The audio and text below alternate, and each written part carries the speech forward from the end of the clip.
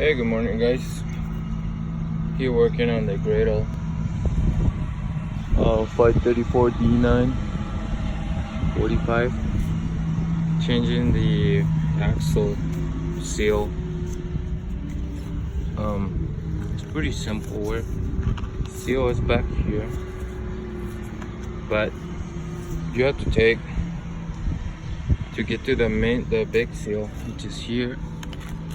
See, you can see this one. I already replaced it. It's in 2 pieces. So you have to take this big ass nut, turn it, and then get the bearings, and then all these hop come off, and then just pretty simple work. And this is the other seal you have to replace in the shaft, and then this